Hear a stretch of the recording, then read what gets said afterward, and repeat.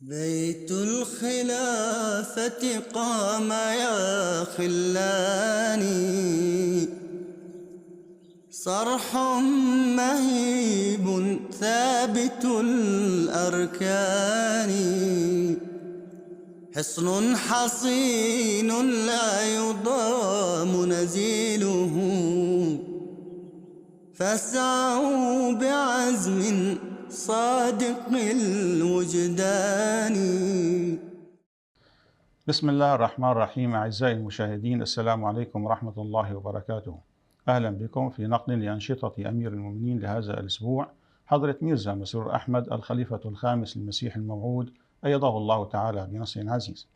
وفي هذه النشرة سنقدم لكم ما جاء في لقاءين عقدهما حضرته أيده الله تعالى بنصر عزيز الأسبوع الماضي مع وفدين من ألمانيا، الأول مع مجموعة من فتيات ناصرات الأحمدية، والثاني مع عضوات جمعية الطالبات المسلمات الأحمديات. كما تفضل حضرته نصره الله بالتقاط صورة تذكارية مع وفدين من ألمانيا والنرويج. ونبدأ نشرتنا بتغطية للقاء أمير المؤمنين أيده الله تعالى بنصر العزيز مع وفد من ناصرات الأحمدية من ألمانيا. يوم السبت 19 من إبريل نيسان، تكرم حضرة الخليفة بلقاء وفد من ناصرات الأحمدية من ألمانيا البالغات من العمر 14 و15 عاماً، حيث سافرت 83 فتاة إلى المملكة المتحدة خصيصاً لحضور هذا اللقاء. بعد التلاوة أتيحت للناصرات فرصة طرح الأسئلة حول مجموعة من الأمور المتعلقة بدينهن والقضايا المعاصرة. حضور انور نے کچھ عرصہ پہلے دنیا بھر کے سپر پاورز کو امن کے خطوط بھجوائے تھے۔ میرا سوال ہے کہ کیا اس پر کوئی رد عمل آیا، اور اگر آیا تو کیا حضور انور دوبارہ خطوط لکھیں گے؟ رد عمل کیا آنا تھا؟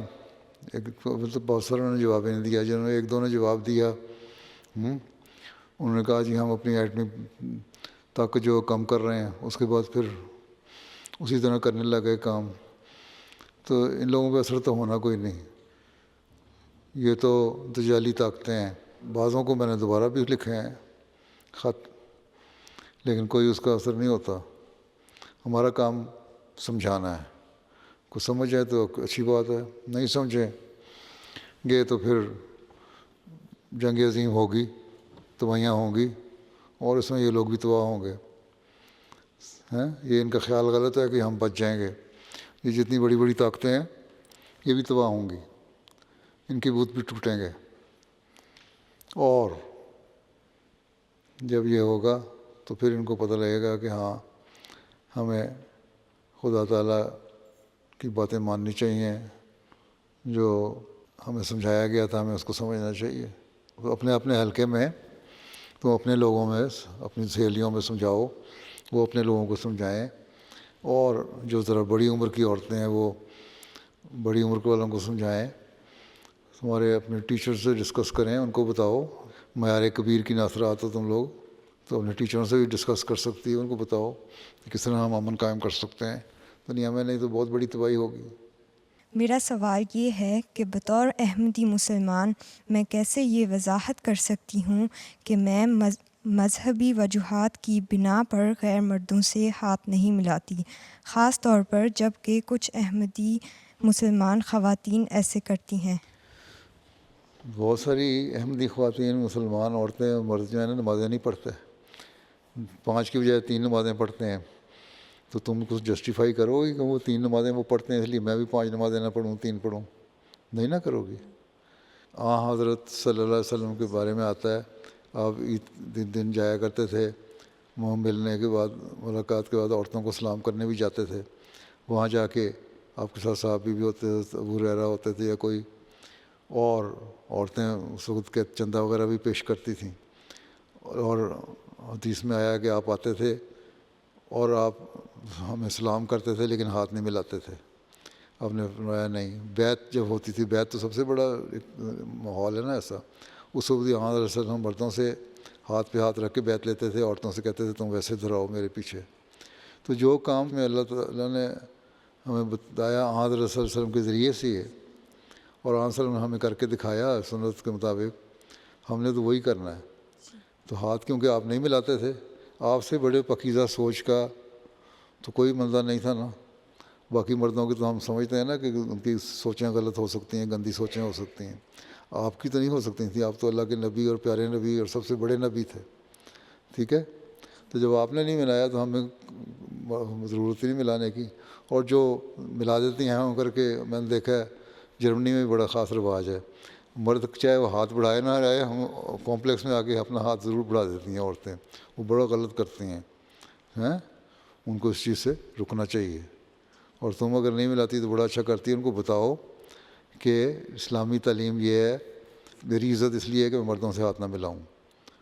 اور اگر مرد بڑھایا تو اس کو کہہ دو, بلکہ ہماری عورتیں جب کہیں گی نا کہ ہماری عزت یہ ہے کہ ہم نہ ملائیں, تو جو مرد رکتے ہیں سلام کرنے سے عورتوں سے, ان کو بھی ساتھ بہت سی عورتیں ہیں ان کو جو سمجھاؤ, یہاں کی مقامی عورتیں, انگریز عورتیں, یورپین عورتیں, کہ سمجھ مرد سلام نہیں کرتے تو, اور اس وجہ سے نہیں کرتے, تمہاری عزت اور رسپیکٹ کی وجہ سے نہیں کرتے. یہ ہمارا مذہبی عقیدہ ہے.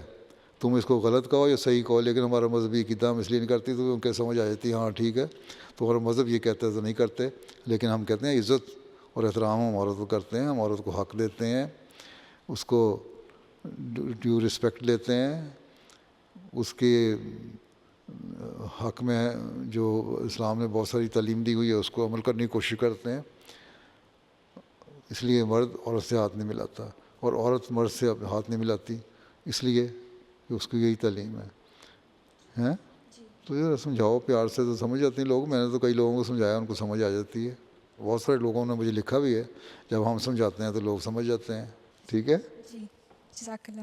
میرا سوال ہے کہ آج کل کے نوجوانوں کے حوالے سے حضور انور کی سب سے بڑی فکر کیا ہے اور ہم اس پر کیسے کام کر سکتے ہیں؟ فکر یہی ہے کہ تمہیں اللہ یاد رہے, اللہ کو نہ بھولو, 5 نمازیں پڑھنے والی ہو, اس کی میں باتیں کرتا رہتا ہوں. ٹھیک ہے, تم وقف نو تو نہیں ہو؟ ہوں میں ہوں. وقف نو کو اتنی نصیحتیں کی ہیں نا, اس میں نہیں کہنا 5 نمازیں پڑھو, قرآن کریم پڑھو, قرآن کریم پہ عمل کرو, اس کو ترجمہ سیکھو, اس کو بھی بتایا تو میں نے, اس پہ عمل کرنے کی کوشش کرو, تو صحیح مسلمان, صحیح مومن بن جاؤ, تو سارے مسائل حل ہو جائیں گے. اور پھر ہمیں یہ فکر ختم ہو جائے گی کہ نوجوان لڑکیاں اگر دین پہ قائم ہیں تو اگلی نسل بھی دین پہ قائم رہے گی. ٹھیک ہے, تو یہی فکر ہے کہ تم لوگ دین پہ قائم رہو اور اللہ اور اس کی باتیں مانو. میرا سوال یہ ہے کہ جب ایک جنت ہے مگر مختلف مذاہب ہیں جو اپنے الگ الگ عقیدے رکھتے ہیں, تو کیا جو لوگ احمدی نہیں ہیں مگر پھر بھی اچھے اعمال کرتے ہیں, کیا وہ بھی اسی جنت میں جائیں گے یا جنت کے درجات مختلف ہوں گے؟ بات یہ ہے کہ یہ تو اللہ تعالیٰ کو پتہ ہے کہ اللہ تعالیٰ بہت بخشنے والا ہے. بعض لوگ جو غلط عقیدے رکھتے ہیں اور چھوٹے موٹے جرم ہیں, ان کو جہنم میں سے گزارتا ہے. جنت اور جہنم کیا ہے؟ جنت کے مختلف درجے ہیں. جس درجے پہ آن سلم پہنچے ہوئے ہیں وہاں ہر آدمی نہیں پہنچ سکتا. جہنم کے بھی مختلف درجے ہیں. کسی نے کہ ہسپتال میں جاتا ہے, کسی کو پیراسیٹامول دے کے کہتے ہیں سر درد دور ہوگی جاؤ تم, کسی کو کہتے ہیں ٹریٹمنٹ ہے, اس کو تھوڑی دیر کے لیے 1 دن کے لیے ہسپتال داخل کرتے ہیں, کسی کو 5 دن کے لیے داخل کر لیتے ہیں, کسی کی سرجری کرنی ہوتی ہے تو ہو سکتا ہے زیادہ دن بھی رہ جائے. تو اسی طرح جہنم بھی ایک علاج گاہ ہے. وہاں سے جس طرح سزا اللہ تعالیٰ پوری کر دیتا ہے کسی کی غلطیوں کو, ان کو نکال دیتا ہے. اس لیے اللہ تعالیٰ فرماتا ہے کہ ایک وقت ایسا آئے گا جہنم خالی ہو جائے گی, کوئی اس میں نہیں ہوگا, کیونکہ ہر ایک اپنی اپنی سزا بھگت کے ہو جائے گا. جس طرح قیامت آئے گی اس دن اللہ تعالیٰ سب کو اکٹھا کرے گا, پھر ان کے دیکھے گا, جنت والوں کو بلا لے گا, جہنم والوں کو بلا لے گا. جہنم والوں میں سے جن کی سزائیں پوری ہو گئی ہیں ان کو کہہ دے گا جنت میں چلے جاؤ, جنت والوں کے درجے اوپر بلند کرتا چلا جائے گا. تو یہ اللہ تعالیٰ تو رحمان الرحیم ہے. اللہ تعالیٰ کہتا ہے شرک کے علاوہ میں باقی گناہ بخش دیتا ہوں. شرک نہ کرنے والا ہو تو بعض نیکیاں جو ہیں انسان کو ہو سکتا ہے جنت کے کسی نچلے درجے میں لے جائیں کسی شخص کو, لیکن اگر وہ شرک بھی کر رہا ہے, مخالفت بھی کر رہا ہے, دشمنیاں بھی کر رہا ہے اور اللہ تعالیٰ کے بندوں کو تنگ بھی کر رہا ہے, تو اس کو کہہ دینا جس طرح آج کل مولوی کہتے ہیں کہ ہم احمدیوں کو قتل کر دیں تو جنت میں چلے جائیں گے. تو عام صلی اللہ علیہ وسلم فرمایا کہ اللہ تعالیٰ فرماتا ہے کہ ایسے لوگوں کو میں جنت میں نہیں ڈالوں گا. ٹھیک ہے, چاہے وہ میرا نام لینے والے ہوں, نمازیں پڑھنے والے ہوں. قرآن شریف میں اللہ تعالیٰ نے فرمایا کہ ان کی نمازیں ان کو ہلاکت میں ڈال دیتی ہیں. اس لیے وہاں درجے ہیں مختلف. اور جنت کا ہلکا سا درجہ بھی کسی کو مل جائے تو وہ بڑی بات ہے. جزاک اللہ. قرآن کریم میں وراثت کے بارے میں لکھا ہے کہ ایک بیٹا 2 بیٹیوں کے برابر وراثت میں حصہ پاتا ہے. میں پوچھنا چاہتی ہوں کہ ایسا کیوں ہے جبکہ اسلام مرد اور عورت کو برابر حقوق دیتا ہے؟ اسلام کہتا ہے کہ مرد کی ذمہ داریاں زیادہ ہوتی ہیں، اس لیے اس کو زیادہ حصہ ملتا ہے، وہ اپنی ذمہ داریاں نبھاتا ہے. اور عورت کی جائیداد جو ہے صرف اس کے اپنے ذات کے لیے ہے. اگر عورت کی شادی بھی ہو جاتی ہے لڑکی کی تو اس کی جو جائیداد ہے وہ ذمہ دار نہیں ہے کہ وہ اپنے خاوند کو اور بچوں کو اپنی جائیداد سے پالے. ہاں خاوند جو ہے، مرد جو ہے، وہ ذمہ دار ہے کہ وہ اپنی بیوی اور بچوں کا خرچہ پورا کرے. اس لیے ایک بہت بڑی وجہ تو یہی ہے کہ یہ اس لحاظ سے ان کو ملا جاتا ہے. پھر یہ بھی دلیل دی جاتی ہے ایک کہ عورت شادی کر کے جاتی ہے تو دوسری جگہ جہاں جاتی ہے، اگر بالفرض ایک جگہ سے ختم ہوتا ہے رشتہ تو ایک جگہ سے جائیداد لے لی تو دوسری جگہ جا کے پھر اس کو مل جاتی ہے. تو ذمہ داریاں جو ہیں اس کے حساب سے اللہ تعالیٰ نے ان کو ذمہ دار ٹھہرایا ہے کہ مرد کی ذمہ داریاں زیادہ ہیں اس لیے اس کو زیادہ حصہ دے دیا، عورت کی ذمہ داریاں کم ہیں اس کو کم دے دیا. عورت تو بڑا خوش ہونا چاہیے کہ ساری کی ساری جائیداد اس کے پاس ہے، مرد کی ساری جائیداد پھر عورت کو مل جانی ہے. ٹھیک. ہاں جی. جزاک اللہ. چلو اللہ حافظ. السلام علیکم. السلام علیکم. بیٹھو. حظيت مجموعة من عضوات منظمة الطالبات المسلمات الأحمديات من ألمانيا بلقاء أمير المؤمنين، حيث سافرت 88 طالبة. خصيصا لحضور هذا اللقاء بدأ اللقاء بتلاوة من القرآن الكريم، وبعدها أتيحت لعضوات اللجنة فرصة طرح أسئلة تتعلق بدينهن وقضايا الشباب المعاصرة. اللہ تعالیٰ قرآن کریم کی سورہ المعارج آیت نمبر 41 اور 42 میں فرماتا ہے، اردو ترجمہ: پس خبردار، میں مشارق اور مغارب کے رب کی قسم کھاتا ہوں، یقیناً ہم ضرور قادر ہیں اس پر کہ انہیں تبدیل کر کے ہم ان سے بہتر لے آئیں، اور ہم پر سبقت نہیں لے جائی جا سکتی. حضور، میرا سوال یہ ہے کہ اگر ہم انسان اللہ تعالیٰ کی بہترین مخلوق ہیں تو پھر اللہ تعالیٰ ہم سے بہتر کوئی مخلوق کیسے لا سکتا ہے، اور پھر وہ ہم سے بہترین مخلوق کیسے بنے گی؟ اللہ تعالیٰ قادر نہیں ہے ہر چیز پہ، اللہ تعالیٰ مالک نہیں ہے. جی. اللہ تعالیٰ قدرت رکھتا ہے نا. اللہ یہی فرمایا ہے نا، ہم قادر ہیں. قادر تو وہی ہوتا ہے جس کے پاس ہر قدرت ہو. آج اس نے یہ چیز اچھی پیدا کی ہے. تم لوگ انسان ہو، پوری چیزوں کے مالک نہیں ہو، قدرت نہیں رکھتے. آج ایک مثلاً کار کی انڈسٹری ہے، ایک ماڈل نکالتی ہو ہیں اور اس میں امپروومنٹ کر کے کہتے ہیں اس سے بہتر ماڈل ہے ہی نہیں. 2 سال بعد بلکہ 1 سال بعد ہی ایک اس سے امپرووڈ ماڈل نکل آتا ہے. تمہارے آئی ٹی میں ترقی کر رہے ہو، آج ایک چیز ہوتی ہے، کل کو ایک اور چیز آ جاتی ہے. اب اے آئی نے ایک جگہ لے لی ہے ہیں، وہ کہتے ہیں اس سے زیادہ بہتر چیزیں تو تم لوگ امپروومنٹ کر کے نئی چیزیں نکال سکتے ہو. تو اللہ تعالیٰ جو قدرت رکھنے والا ہے وہ نہیں پیدا کر سکتا.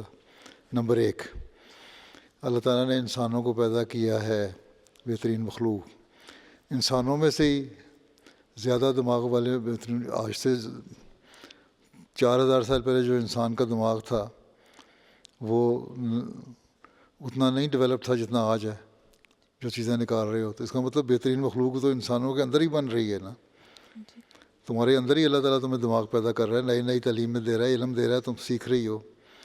اس کا مطلب بہترین مخلوق بن رہی ہے. پھر اللہ تعالیٰ قادر ہے، ہو سکتا ہے کسی اور پلانٹ میں زندگی ہو، انسان ہماری طرح کے موجود ہوں. ٹھیک ہے. اور اب تو پیچھے ریسرچ آئی تھی چند دن پہلے ہی، پتہ نہیں تم نے پڑھی کہ نہیں، کہ ایک پلانٹ بہت دور ملینز ایئرس پہ نظر آیا جہاں وہ کہتے ہیں انسانی زندگی ہے. ٹھیک ہے. اور وہ ہماری طرح کے انسان ہیں. ہو سکتا ہے وہ ہمارے سے زیادہ عقل والے ہوں. ٹھیک ہے. جب ہمارے سے رابطہ ہوگا پھر ہم بتائیں گے کہ مذہب یہ کہتا ہے، تمہیں ہمارا مذہب ماننا ہے، یہ وہ کوئی مذہب بتاتے ہیں کہ نہیں. لیکن ابھی تک تو ہمیں اللہ تعالیٰ نے یہ فرمایا کہ حضرت صلی اللہ علیہ وسلم کو رحمۃ للعالمین بنایا ہے. اس لیے اوپر والوں کے لیے جو اگر کوئی ہے زندگی، اگر ان کا کانٹیکٹ ہمارے سے ہوتا ہے تو تب بھی ہمیں سلام کا پیغام ان کو پہنچانا ہے، اور قیامت سے پہلے وہ نظارہ ہو جائے گا اگر ہمارا رابطہ قیامت سے پہلے ہو جاتا ہے، اور اگر اس کے بعد کی کوئی مخلوق پیدا ہونی ہے تو اللہ تعالیٰ بہتر جانتا ہے. ٹھیک ہے، ٹھیک ہے، جزاک اللہ. آج کل متفرق معاشروں میں شادی کو اکثر روحانی اور ذاتی ترقی کے مسلسل سفر کے بجائے ایک آخری منزل سمجھا جاتا ہے. نوجوان احمدی مسلمان خواتین کس طرح اس امر کو یقینی بنا سکتی ہیں کہ ان کی شادیاں محض معاشرتی توقعات کے بجائے باہمی روحانی ترقی اور اللہ تعالیٰ کے قرب کے ذریعے بنے؟ اللہ تعالیٰ تو فرماتا ہے کہ ترقی انسان کی جو شادیاں ہیں، انسان کے جوڑے اللہ تعالیٰ نے بنائے ہیں تاکہ وہ بقائے نسل ہو. اور بقائے نسل تو صرف جانوروں کی طرح تو نہیں نا، گائیاں بھینسیں بکریاں بھیڑیں اور جانور پہ جس طرح پیدا کر کے اپنی نسل بڑھاتے ہیں کہ انسان بھی اس طرح نسل بڑھاتا رہے. یہ تو اللہ تعالیٰ نے ایک بنایا، ایک ذریعہ بنایا ہے انسانی زندگی میں، اور بہت سارے لوازمات رکھے ہیں، تسکین کے سامان رکھے ہیں. اللہ تعالیٰ نے فرمایا میاں بیوی کو ایک دوسرے کی تسکین کا سامان پیدا کرنے کے لیے بنایا ہے. تو پہلی بات تو یہ تسکین کا سامان یہی ہے کہ آپس میں دوستی ہو، دوستانہ ماحول ہو، ایک دوسرے کے جذبات کا خیال ہو. اور جب یہ ہوگا تو اس ماحول میں ایک پیار اور محبت کی فضا ہوگی، اور جو آئندہ نسل پیدا ہوگی، جو بقائے نسل ہے، نسل کی بقا یعنی اس کو جاری رکھنا ہے، اور وہ جو ہوگی اس میں بھی وہ چیزیں پیدا ہوں گی جو پیار اور محبت کرنے والی ہوں گی، اور پھر اللہ تعالیٰ کی تعلیم کے مطابق اللہ تعالیٰ سے پیار اور محبت کرنے والی ہوں گی. اور جب انسان کو یہ ریئلائز ہو جائے کہ اللہ تعالیٰ نے مجھ پر یہ احسان کیے ہیں کہ اس دنیا میں میرے لیے ایک سامان ایسے فرما دیے کہ میں اس زندگی میں صرف مشکلات میں سے نہ گزروں بلکہ محبت پیار کی فضا میں بھی رہوں، اور میرے لیے تسکین کے سامان ہوں، تو اللہ تعالیٰ کے میں شکر گزار بنوں. اور جب میاں بیوی اس بات کو احساس کر لیں کہ ہم نے ایک دوسرے کے جذبات کا بھی خیال رکھنا ہے اور اللہ تعالیٰ کا حق کا خیال رکھنا ہے، تو اللہ تعالیٰ کی رضا کی خاطر وہ پھر ایسے کام کریں گے جو ان کی روحانیت کا بہتری کے سامان بھی ہوں گے، ان کی دلی تسکین کی بہتری کے سامان بھی ہوں گے. حضرت صلی اللہ علیہ وسلم نے فرمایا کہ اگر ایک خامند اپنی بیوی کے منہ میں لقمہ اس لیے ڈالتا ہے کہ اللہ تعالیٰ کو خوش کرنا ہے، اللہ تعالیٰ کی رضا حاصل کرنی ہے، جس سے اس کے پیار اور محبت کا بھی اظہار ہو اور اللہ تعالیٰ سے پیار اور محبت کا بھی اظہار ہو، تو اس کو ثواب ملے گا. معاملہ صرف لڑکیوں کا نہیں ہے، لڑکوں کو بھی سوچنا ہوگا. اس لیے دونوں کو سوچنا چاہیے کہ ہم نے اللہ کی رضا حاصل کرنے کے لیے کام کرنے ہیں، اور جب اللہ کی رضا حاصل کرنے کے لیے کام کرنے ہیں تو پھر جہاں اللہ کو خوش کرنے والے ہوں گے وہاں یہاں اپنی روحانیت میں ترقی کر کے خوش کر سکتے ہیں نا. وہاں انسانی زندگی جو ہے، جو عملی زندگی بھی جو ہے، اس میں بھی اپنی تسکین کے سامان پیدا کر سکتے ہیں اور اپنی نسلوں کو بھی بچا سکتے ہیں. بعض اوقات ایسے بچوں جنہوں اسکولوں میں مذاق کے نشانہ بنایا جاتا ہے، جس کے نتیجے میں وہ اپنی جان لے لیتے ہیں. اس حقیقت کو جانے بغیر کہ اسلام میں یہ گناہ ہے، ایسے بچوں کے ساتھ خدا تعالیٰ کیا سلوک فرمائے گا؟ ایک تو یہ ہے کہ والدین کو چاہیے کہ ان بچوں سے، میں ہمیشہ کہتا ہوں، بچوں سے دوستانہ ماحول رکھو. اور اسکول میں سے جب آتے ہیں پریشان ہوتے ہیں، بعض وہ بچے آتے ہیں، چھوٹے بچے ہوتے ہیں، اسکول سے آتے ہیں، کہتے ہیں ہم نے اسکول نہیں جانا، رونا شروع کر دیتے ہیں، اس لیے کہ ان کو بچے وہاں تنگ کر رہے ہوتے ہیں. ٹھیک ہے، تو ماں باپ کو چاہیے کہ ان سے پوچھیں کیا وجہ ہے، پھر وہاں جا کے ہیڈ ٹیچر سے، اسکول کے ٹیچر سے، انتظامیہ سے، اسکول کی ایڈمنسٹریشن سے ملیں. ان کو کہیں کہ یہ دیکھو تمہارے اسکول میں ہمارے بچے بلی ہو رہے ہیں اور یہ بچے اس طرح ہیں، اور تو اس لیے حکمت سے وہ کرنا پڑے گا. بعض دفعہ یہ ہوتا ہے تم شکایت کرو تو وہ جو بچے تنگ کر رہے ہوتے ہیں وہ اور زیادہ تنگ کرنا شروع کرتے ہیں بدلہ لینے کے لیے، وہ پھر بچہ بالکل ہی نروس ہو جاتا ہے. پھر یہ ہے کہ اگر ایسی صورت حال ہے تو امریکہ وغیرہ میں اور دوسری ملکوں میں یہاں بھی ہے، یہ ہوتا ہے، یہاں جرمنی میں میرا خیال ہوگا، پھر اسکول سے کچھ دیر کے لیے بچوں کو نکال لو یا اس کا اسکول بدل دو، یا گھر میں ہوم اسکولنگ کرو، ان کو کانفیڈنس پیدا کرو. روزانہ گھر میں آئیں تو ان کو انکریج کرو کہ تم نے پڑھنا ہے، تم نے لوگوں سے نہیں ڈرنا، اور ان کی باتیں مانو. ان کو ان کے دل میں یہ چیز پیدا کرو کہ تم نے کسی سے ڈرنا نہیں، خوف دور کرو اپنا بچوں سے. اور ایک دوسرے پروٹیکشن پوری دو. بچوں کو پتہ ہو کہ میرے پیچھے میرے ماں باپ ہیں جو کھڑے ہیں, جو اسکول میں جا کے ہیڈ ٹیچر سے, ہیڈ ماسٹر سے اور اسکول کے اسٹاف سے بھی مقابلہ کریں گے, ان کو بتائیں گے کہ نہ ہونا چاہیے, اور مجھے بھی پروٹیکشن دیں گے. تو جب یہ صورتحال پیدا ہو جاتی ہے, نفسیاتی جو بیماری ہے وہ دور ہو جائے گی. جب وہ دور ہو جائے گی تو اس کے لیے پھر ہو گئی ایک ہی علاج ہے ماں باپ کو. بچوں کو دوست سارا دن یہی نہیں کہ باپ پیسے کمانے پہ لگا ہوا ہے, ماں اپنی گپیں مارنے پہ لگی ہوئی ہے, تو بچے ضائع ہو رہے ہیں. یہ ریئلائز کرنا پڑے گا, ہم نے بچوں کی خاطر قربانی کرنی ہے. بچے پیدا کر کے چھوڑ نہیں دینے ہیں جنگلی جانوروں کی طرح, ان کو انسان بنانا ہے, اور انسان بنانے کے لیے ہمیں محنت کرنی پڑے گی. اس لیے نکاح کے خطبے میں اللہ تعالیٰ نے یہ جو نکاح کی آیات پڑھی جاتی ہیں اس میں یہ نصیحت فرمائی ہے, تم یہ دیکھو کہ تم نے کل کے لیے کیا آگے بھیجا ہے. کل کے لیے کیا آگے بھیجنا کیا ہے, تم اپنی اولاد کی تربیت کرو. تمہاری کل جو تمہاری فیوچر, تمہارا مستقبل تمہاری اولاد ہے, ان کے لیے تم نے کیا آگے بھیجا ہے, ان کو تم کس طرح تربیت کر رہی ہو. وہ جب صحیح طرح کرو گے, اگلی نسل تمہاری صحیح چلے گی, تو پھر اس دنیا میں بھی وہ تمہیں بھی فائدہ ہے اور اگلی نسل کو بھی فائدہ ہے, اور اپنی انسانیت کو بچانے کا بھی فائدہ ہے. ٹھیک ہے, جزاک اللہ. بچپن سے ہی بالخصوص لڑکیوں کو حیا اور پردہ پر توجہ دلائی جاتی ہے اور یہ سمجھایا جاتا ہے کہ ظاہری صورت کو ترجیح نہ دیں, مگر جیسے ہی ہم اس عمر کو پہنچتے ہیں جہاں رشتوں کی بات آتی ہے تو ایسا محسوس ہوتا ہے کہ ہمیں صرف ہماری ظاہری شکل تک محدود کر دیا جاتا ہے. بہت سی لڑکیاں اس تضاد کو محسوس کرتی ہیں اور اس کا سامنا کرتی ہیں. حضور اس صورتحال سے متعلق کیا نصیحت فرما سکتے ہیں؟ اگر اسلامی تعلیم پہ عمل نہیں کر رہے تو پھر نہ اسلامی تعلیم کا تو قصور نہیں ہے, نہیں, تمہارے معاشرے کا قصور ہے نا, لوگوں میں لالچ کا قصور ہے, خدا تعالیٰ کو بلانے کا قصور ہے. حضرت صلی اللہ علیہ وسلم نے تو یہی فرمایا تھا نا کہ لڑکوں کو نصیحت کرتے ہوئے کہ جب تم رشتہ پسند کرو تو تمہاری 4 چیزیں تم پسند کرتے ہو عموماً, یا دیکھتے ہو کہ اس جہاں تم رشتہ کر رہے ہو ان لوگوں کے پاس دولت ہے کہ نہیں. آج کل بھی لڑکا جاتا ہے پوچھتا ہے لڑکی سالوں سے کہ کتنے پیسے زیور دو گے, اور صرف یہی نہیں بلکہ لڑکی والے بھی پوچھتے ہیں, لڑکے والے گھر ہے اپنا کہ ماں باپ کے ساتھ رہے گا, اپنا گھر نہیں ہے تو ہم لڑکی نہیں دیتے تمہیں. تو دونوں طرف سے چل رہی ہوتی بات. دوسری بات یہ ہے کہ اچھی شکل و صورت ہو, اس پہ لڑکے لڑکی پسند کرتے ہیں ایک دوسرے کو, یا یہ ہے کہ اچھا خاندان ہو, اچھی فیملی ہو, میرا اسٹیٹس ہائی ہو جائے گا, اس بات پہ لوگ چلے جاتے ہیں. ٹھیک, یہاں میں رشتہ کر لوں. ایک چیز ہے دینداری, کہ اچھی دیندار لڑکی ہو, باحیا ہو, اللہ اور رسول کا اس کو خوف ہو, تعلیم پہ عمل کرنے والی ہو. تو آن سن فرمایا 4 چیزوں میں سے سب سے بہتر رشتہ وہ ہے جب تم دیندار لڑکی کو پسند کرو گے, اس سے تمہاری آئندہ نسل بھی ٹھیک چلے گی. اب یہ نصیحت حاصل نے یہ فرمائی لڑکوں کو کہ دیندار کو پسند کرو. دیندار کو کون پسند کرے گا, وہ لڑکا تو پسند نہیں کرے گا سارا دن بیٹھ کے انٹرنیٹ پہ گندی تصویریں فلمیں دیکھتا رہتا ہے, یا لوگوں میں بیٹھ کے گپے مارتا رہتا ہے, یا غلط حرکتیں کرتا ہے, یا سگریٹ نوشی کرتا ہے, یا نمازیں بھی نہیں پڑھتا 5. وہ یہ تو نہیں کہے گا میں تو نمازیں نہیں پڑھتا, میری بیوی نمازی ہونی چاہیے. اس کو کیا ہے, اس سے اس کو پتہ ہی نہیں نماز کا. اس لیے نصیحت یہ دونوں کے لیے ہے.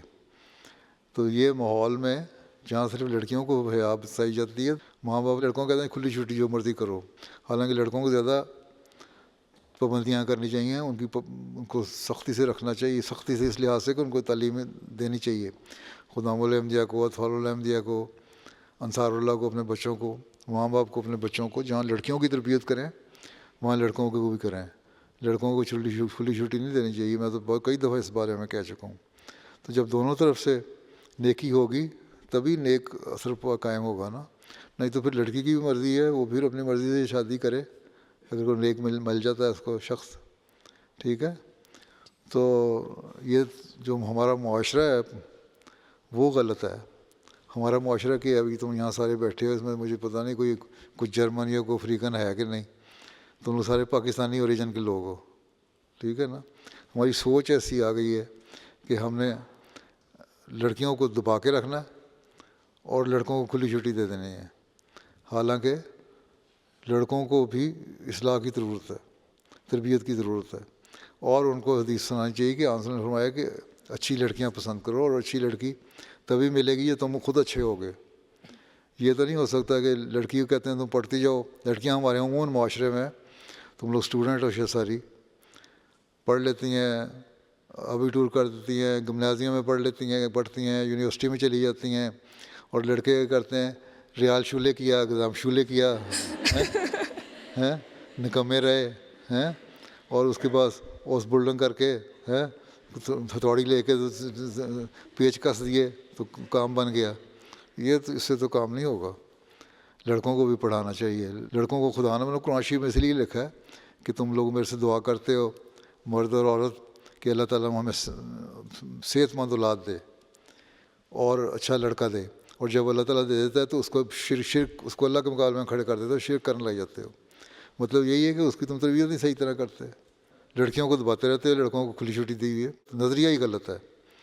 اس لیے ماں باپ کی اصلاح کرنی چاہیے۔ لجنا کی صدر بیٹھی ہے نا، اس کا چاہیے پہلے اپنی اصلاح کریں، اپنی آنٹیوں خالاؤں کی اصلاح کریں نا، تو بچیوں کی اصلاح آپ ہی ہو جائے گی، ٹھیک ہے؟ تو تم لوگ ایک مہم چلاؤ کہ ہم نے نیک بننا ہے اور باقیوں کی بھی اصلاح کرنی ہے۔ اگر کوئی اور نہیں اصلاح کے لیے آتا ہے تو تم کھڑی ہو جاؤ اصلاح کرنا، ٹھیک ہے؟ یہی علاج ہے، اور تو کوئی علاج نہیں۔ سألت إحدى الحاضرات: هل مسموح للطالبات الأحمديات الدراسة الجامعية في الخارج؟ جاتی ہیں لڑکیاں یہاں سے اسپین جاتی ہیں، دوسری جرمنی جاتی ہیں، اور جاتی ہیں تو تم جرمنی والے یو کے کو نہیں آ سکتی ہیں، ضرور آؤ، لیکن یہ خیال رکھو ہمیشہ کہ احمدی لڑکی کی حیثیت سے تمہارا ایک تقدس ہے، تم نے اپنے تقدس کا خیال رکھنا ہے، تمہارے فرائض ہیں ان فرائض کو ادا کرنا ہے، تمہارا لباس حیادار ہونا چاہیے، تمہارا بار پڑھنے بھی آ رہی ہے تو بار پڑھتے رہنا چاہیے، لڑکوں سے تمہارا انٹریکشن زیادہ نہیں ہونا چاہیے، غلط قسم کی لڑکیوں سے زیادہ انٹریکشن نہیں ہونا چاہیے۔ قرآن شریف میں یہ نہیں آیا کہ صرف مردوں سے بچو، بلکہ یہ بھی آیا کہ جو غلط عورتیں ہیں ان سے بھی پردہ کرو، ٹھیک ہے؟ تو ان سے بچ کے رہو، اپنی تعلیم پہ توجہ دو، اور اپنے کورس کی حد تک انٹریکشن تمہارا ہوتا ہے کہ مرد لڑکوں اسٹوڈنٹ سے بھی ہو جاتا ہے، لڑکیوں ہوتا ہے، کورس کی حد تک، پڑھائی کی حد تک آپس میں رابطہ کر لو، لیکن اوپن میں علیحدگی میں بیٹھ کے، کیفیٹیریا میں جا کے، کینٹین میں جا کے، ٹک شاپ میں جا کے، ریسٹورنٹ میں جا کے گپیں نہ مارنے لگ جاؤ، ٹھیک ہے؟ اس کے علاوہ اگر تم باہر آتی رہو، اور پھر جو رہائش ہے وہ تمہاری انڈیپینڈنٹ ہونی چاہیے، لڑکیوں کے ہاسٹل میں رہو، اور جہاں لڑکیاں ہوں ساری، یا پھر اپنے انڈیپینڈنٹ ارینجمنٹ ہو، اور پھر اگر ماں باپ کو تسلی ہے، تمہیں ان کو فکر نہیں تمہاری زیادہ، تو ٹھیک ہے کرو، تم نے خود جوان ہو، اور لڑکی ہو 20 سال کی لڑکی کو تو خود اپنا حفاظت کرنا آتا ہے، بالغ ہوتی ہے، عقل مند ہوتی ہے، اس کو میں کیا عقل دوں؟ تم خود عقل مند ہو ماشاء اللہ، 20 سال کی ہو گئی ہو نا؟ جی 21 سال کی ہوں۔ ہاں تو بس پھر اب تو پڑھنا پڑھو۔ ایسے کون سے رہنما اصول ہیں جن کا عائلی زندگی کے ابتدائی سالوں میں شوہر اور بیوی کو خاص طور پر خیال رکھنا چاہیے تاکہ ان کا رشتہ مضبوط، ہم آہنگ اور اللہ تعالیٰ کی رضا کے مطابق قائم ہو سکے؟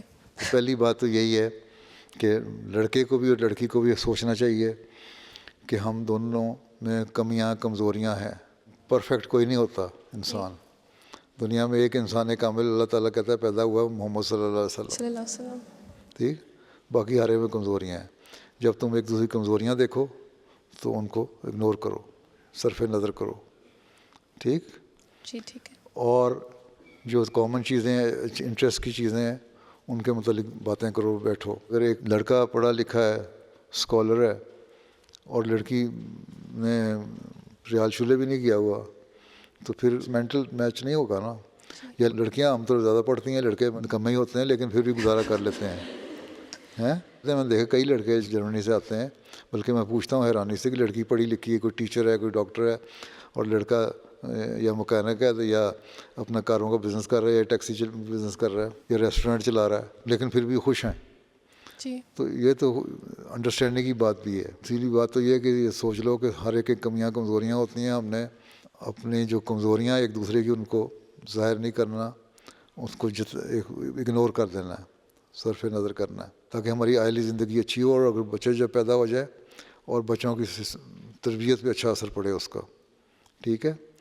پھر جب بچے پیدا ہو جائیں پھر قربانی کرنی چاہیے ہمیشہ ماں باپ کو، اور اپنے اخلاق کو اچھا کرنا چاہیے. پھر اللہ تعالیٰ سے تعلق پیدا کرنے کے لیے نمازوں کی طرف توجہ دینی چاہیے، مرد اور عورت دونوں کو. عبادت کرو، نمازیں پڑھو.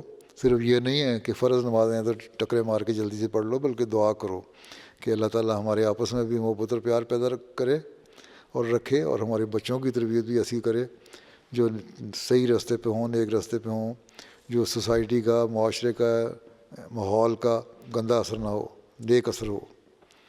تو یہ دعائیں بھی ضروری ہیں دونوں کے لیے. اصل چیز یہی ہے کہ خدا کو یاد رکھو، ہمیشہ خدا کو خوف کرو. یہ ہمیشہ یاد رکھو کہ ہمارا ہر کام کو اللہ تعالیٰ دیکھ رہا ہے. جب یہ پتہ ہو اللہ تعالیٰ دیکھ رہا ہے تو تم غلط کام نہیں کرو گے. میں کئی مثالیں دفعہ دے چکا ہوں کہ ہم یہاں دیکھیں CCTV کیمرے لگے ہوئے ہیں تو ہم غلط کام نہیں کرتے، ٹھیک ہے. اور جہاں پتہ ہو کھلی چھٹی ہے، یہاں کچھ نہیں ہے، وہاں بعض غلط حرکتیں ہو جاتی ہیں، ٹھیک ہے نا. جی. تو اللہ تعالیٰ تو اس CCTV کیمرے سے زیادہ دیکھنے والا ہے. وہ تو دائیں بھی دیکھ رہا ہے، بائیں بھی دیکھ رہا ہے، اوپر بھی دیکھ رہا ہے، نیچے بھی دیکھ رہا ہے. تو کیمرہ تو صرف ایک اینگل سے دیکھ رہا ہے نا، وہاں اینگل پہ جاؤ گی تو نظر آئے گا. اللہ تعالیٰ تو ہر اینگل سے دیکھ رہا ہے. جب ہر اینگل سے دیکھ رہا ہے تو پھر خوف پیدا ہونا چاہیے اس کا.